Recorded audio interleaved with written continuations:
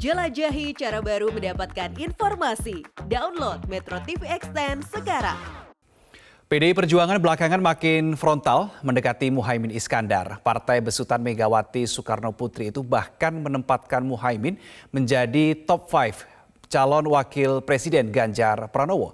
Benarkah takdir Muhaimin Iskandar menjadi cawapres justru terwujud bila bersama Ganjar? Lalu bagaimana dengan takdir Sandiaga Uno yang belakangan mengklaim semakin punya chemistry dengan Ganjar Pranowo? Kami akan bahas dengan Ketua Majelis Pertimbangan P3 Romahur Muzi, Wakil Ketua Umum PKB Jazilul Fawait, dan Direktur Eksekutif Indikator Politik Indonesia Burhanuddin Muhtadi.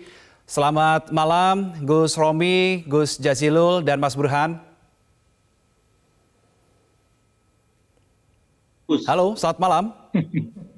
Dan pemirsa Metro TV dimanapun berada. Oke, baik.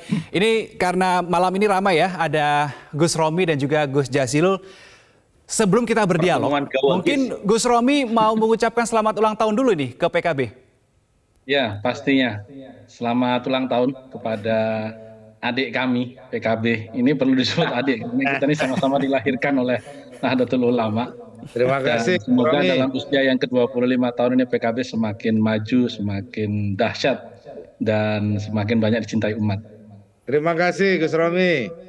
Mudah-mudahan P3 juga tambah jaya. Amin, Oke, amin. baik. Kalau gini kan suasananya sudah adem ya, Mas Burhan ya.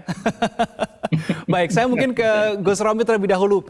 Gus Romi, soal pengerucutan nama bacawa pres Ganjar ini ya. Sebelumnya kita tahu di berbagai pemberitaan disebutkan ada 10 nama. Kemudian kemarin Ketua DPP PDIP Puan Maharani mengatakan sudah 5. Nah, P3 ini mengikuti atau tahu tidak proses pengerucutan dari 10 jadi 5 nama ini, Gus Romi? Ya, tentu sebagai partai politik yang pertama kali memberikan dukungan kepada Mas Ganjar, P3 mengikuti dengan sesama. Dan pengetahuan kami tentu tidak sepatutnya kami sharing, karena pada saatnya yang memang berhak menyampaikan itu kan rekan-rekan di DPP PDI Perjuangan, dalam hal ini Mbak Puan. Mengapa? Karena memang kita tahu persis Mas Ganjar sendiri berasal dari PDI Perjuangan, dan PDI Perjuangan secara elektoral kita tahu angkanya cukup dominan, sehingga memang pada akhirnya runding-merunding ini kan pasti DPP PDI Perjuangan akan memiliki porsi lebih dibandingkan dengan yang lain. Yang kedua, komunikasi antara PLT Ketua Umum kami dengan Ibu Mega maupun dengan jajaran PDI Perjuangan juga berlangsung sangat lancar. Termasuk perkembangan-perkembangan politik terakhir tentang kapan kita memutuskan bakal calon wakil presiden, itu dikomunikasikan semuanya kepada kita, sehingga kita mengikuti dengan seksama sampai dengan 5 nama ini. Tentu 5 nama ini adalah 5 nama yang masih dinamis ya, karena kita tahu juga bahwa dari kelima nama ini kan ada 2 sosok ketua umum, kemudian ada 3 yang bukan ketua umum, dan kesemuanya masih akan berkontestasi dan masih bisa juga berubah. Karena kan susunan final bakal calon presiden 2024 ini kan pastinya ya pada saat pendaftaran nanti. Belum tentu hanya 2 pasang, dan juga belum pasti juga ada 3 pasang. Kita masih akan tunggu perkembangan ini sampai dengan detik-detik terakhir nantinya. Tetapi memang ada kesepahaman antara kami dengan DPP PDI Perjuangan tidak semepet tahun 2019 dalam menentukan calon wakil presiden. Waktunya kapan tentu pada saatnya kita akan umumkan, tetapi tidak dalam waktu dekat. Oke, baik. Gus Romi, kalau kita melihat ada seperti yang sudah Anda singgung ya, ada 2 nama ketua umum. Salah satunya adalah nama Muhaimin Iskandar, ketua umum Partai Kebangkitan Bangsa yang juga lolos proses seleksi nih menuju top 5 bacawa pres Ganjar. Tapi sementara P3 ini kan kita tahu terus mendorong nama Sandiaga Uno, bahkan belakangan diklaim semakin ada chemistry antara Sandiaga dan juga Ganjar Pranowo. Nah, bagaimana kemudian P3 melihat 2 situasi ini? Ya, Caimin ini kan secara politik fatsunnya sudah menyatakan berkoalisi dengan DPP Partai Gerindra. Apakah kemudian akan tetap bertahan di sana? Yang berhak menjawab ya Gus Jazil bersama dengan Caimin dan kawan-kawan di PKB tentunya. Tetapi dari perjalanan panjang bahwa 2 koalisi yang mungkin muncul, yang satu sudah muncul bersama P3 yaitu PDI Perjuangan, dan yang satu lagi dibentuk oleh PKB dan Gerindra, itu kan sama-sama saat ini berada di dalam pemerintahan. Jadi sebenarnya seberang menyeberang di antara anggota-anggota partai politik ini juga bukan hal yang baru karena memang kami pun saat ini masih berada dalam satu koalisi. Yang kedua, tentu kita memberikan apresiasi apabila kemudian Caimin juga menjadi nominasi yang memang sangat layak. Saya selalu mengatakan terutama di lingkungan Nahdlatul Ulama, politisi paling hebat hari ini sebenarnya Caimin. Karena satu-satunya politisi yang tidak pernah tanpa jabatan dari tahun 99 itu ya Caimin. Nah, ini luar biasa apa namanya Caimin ini eh, eh, bahwa itu apa namanya orang ada yang suka, ada yang tidak suka dalam politik itu biasa ya. Tetapi sebagai seorang politisi, Caimin salah seorang politisi hebat yang kita harus apresiasi.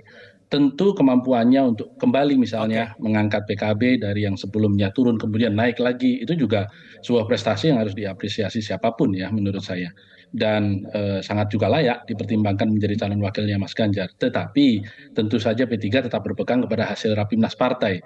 Bahwa pada tanggal 17-18 Juni kemarin kami telah menetapkan Pak Sandi. Dan pertimbangan kami tentu terlihat bahwa dari sisi frekuensi seringnya Mas Ganjar membuat acara bersama dengan tokoh-tokoh yang disebut-sebut sebagai bakal calon wakil presiden dengan Pak Sandi lebih sering. Itu kan Oke. merupakan sebuah indikasi karena memang secara elektabilitas dari pengalaman birokrasi, dari sisi rekam jejak dan kebersihan maupun dari sisi kombinasi Jawa luar Jawa ini sudah sangat memenuhi pasangan ini. Oke. Tinggal Baik. kita tunggu pada saatnya nanti. Baik, saya ke Gus Jazilul. Gus Jazilul mendengar tadi pujian yang disampaikan oleh Gus Romi terhadap Ketua Umum PKB Muhaimin Iskandar, kemudian juga di tengah masih kegelisahan mungkin ya PKB selama 11 bulan bersama dengan Gerindra juga nasibnya masih belum tahu ini pastinya kemana. Ini gimana respon PKB melihat nama Muhaimin Iskandar lolos ke top 5 bacawa pres Ganjar Pranowo? Pertama tentu kami sangat menyampaikan terima kasih kepada Gus Romi yang tadi juga mengatakan kami ini saudara. Yang kedua juga membeberkan track record Gus Muhaimin. Menurut saya Gus Romi juga politisi yang menurut saya sudah senior dari muda sampai sekarang sudah menjadi senior di P3. Pertama tentu PKB positive thinking sekaligus alhamdulillah ternyata Gus Muhaimin itu masuk di 5 besar. Tentu nggak tahu bagaimana prosesnya, yang jelas saya yakin Gus Romi juga ada di situ seperti disampaikan tadi. Namun memang meskipun Gus Muhaimin ada di 5 besar yang ada, tentu kami juga harus mempertimbangkan hubungan yang 11 bulan bersama Gerindra. Jadi kalau usia kehamilan, kalau 11 bulan mestinya sudah disesar tuh kalau belum lahir. Tapi Pak Muhaimin masih sabar menunggu takdir. Oke. Artinya apakah nanti entah 11 bulan lebih berapa hari itu kemudian muncullah keputusan bersama Gerindra atau Pak Prabowo. Setidaknya bahwa apa yang disampaikan oleh Mbak Puan, dan Mbak Puan ini orang penting di PDI dan di dalam koalisi, saya yakin itu bukan PHP, apalagi main-main.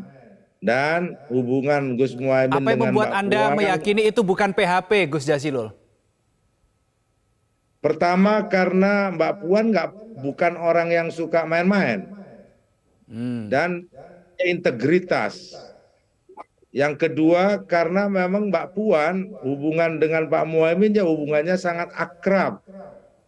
Dan seperti disampaikan Mbak Puan sendiri sudah seperti saudara itu.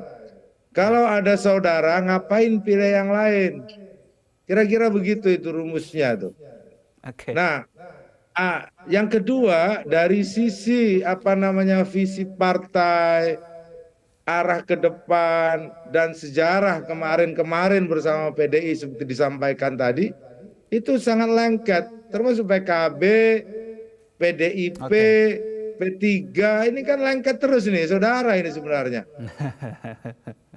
Iya, ini lengket terus, makanya nggak heran misalkan ketika P3 kemudian merapat dengan PDIP karena Nah, ini menjaga Gus Jazilul, keseimbangan. menarik ini. Ketika kemarin Gus Imin ketika ditanya soal nasibnya bersama dengan Prabowo Subianto, bersama dengan Gerindra ini dia berbicara takdir, tetapi ketika bersama dengan Mbak Puan dia berbicara kalau dengan PDIP, PKB ini tenang, marem gitu. Kenapa ada perbedaan diksi ya, Gus Jazilul? Ini sinyal kah? Tentu karena dengan PDIP sudah diuji dalam sejarah bertahun-tahun. Kalau hubungan PKB dengan Gerindra, semua tahu kan baru kali ini PKB dengan Gerindra berkoalisi.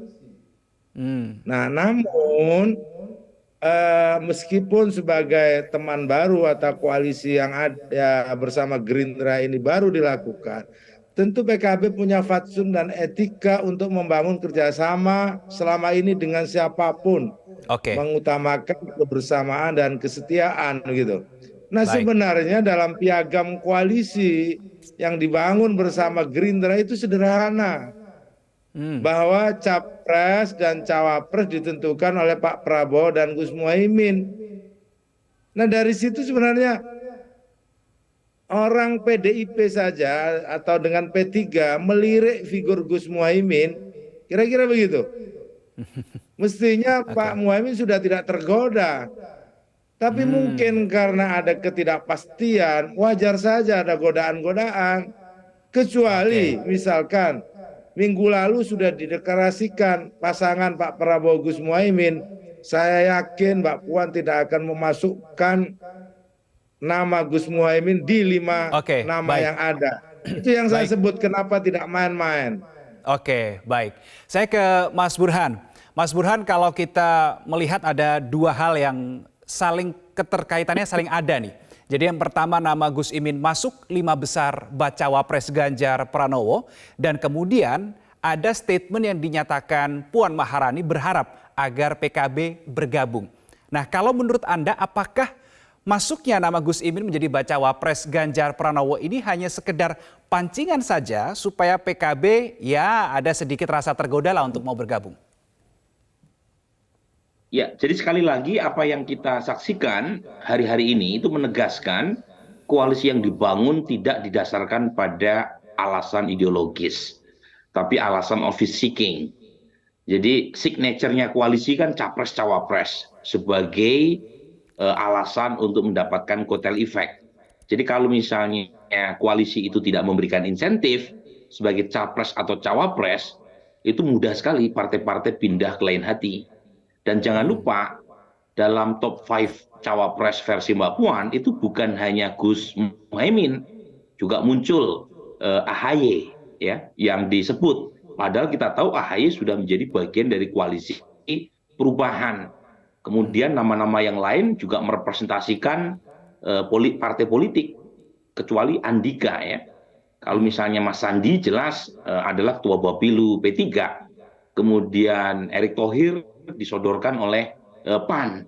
Kemudian Gus Muhaimin jelas ketua umum PKB. Kemudian AHY ketua umum Demokrat. Jadi penyebutan 5 nama itu memang bagian dari upaya untuk saling menggoda. Karena kebetulan sebelum didaftarkan nanti di KPU apapun bisa terjadi. Jadi apa yang kita tulis hari ini sebagai koalisi sebelum resmi, sebelum janur kuning melengkung Oktober 2023 bisa berubah. Buktinya adalah KIB.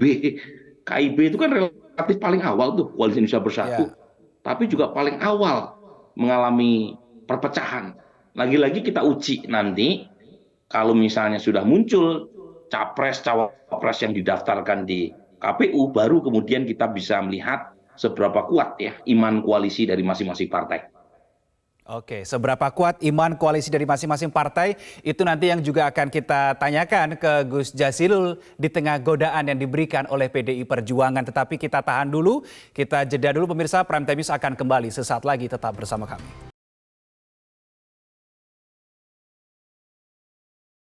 Cara mudah mendapatkan informasi dengan satu sentuhan jari. Download Metro TV Extend.